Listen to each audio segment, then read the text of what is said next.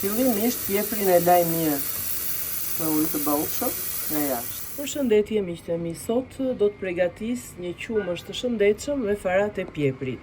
Jemi në gusht edhe mua më kanë kapur virozat e stinës dhe për këtë arsye dua që ta mbush organizmin me shumë minerale, të cilat unë do t'i gjej sot edhe tek farat e pjeprit.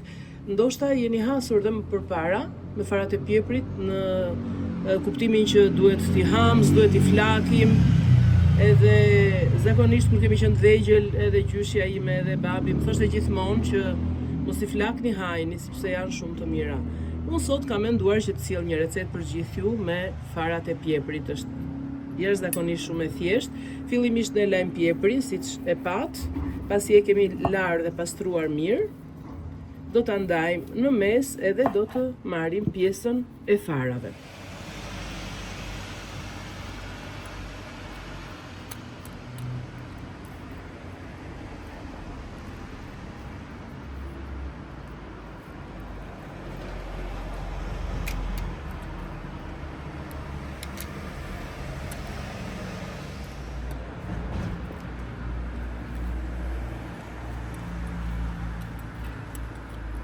Pasi e kemi pastruar pjeprin nga farat, kemi marrë farat pjesën e brendshme, mund t'i lajmë, t'i shplaj mirë, ose mund t'i përdorim edhe në këtë mënyrë, por unë zgjedh që t'i pastroj mirë nga lëngjet, sepse dua të përqendrohem vetëm tek brendësia e farave. Dua ato mineralet e mira që përmban fara.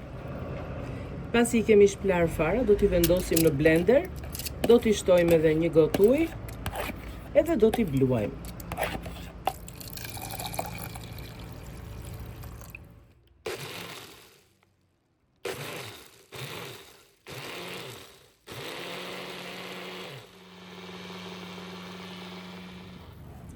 Pasi i kemi bluar, do të marrim një sitë edhe një enë, do t'i vendosim aty, edhe do t'i kullojmë. Me ndihmën e një luge.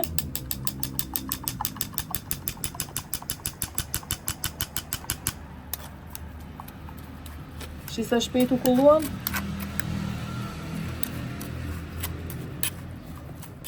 Ja ku kemi përftuar miqtë e mi, një qumësht fantastik nga farat e pjeprit. Mund ta vendosim tani edhe tek një gotë ku do ta përdorim për ta pirë. Edhe meqense siç thash jam me grip, do të përdorim këtë qumshtin sot, sepse është plot me vlera ushqyese, me minerale, edhe është shumë i mirë. Bëni kujdes, mos përdorni vetëm frutin e pjeprit, por mund përdorni pa diskutim edhe farat, siç i kam sjellur në këtë video recet sot për gjithë ju që jeni të apasionuar pas këtyre mundësive të gatimit. Ju përshëndes dhe ju uroj një ditë të bukur.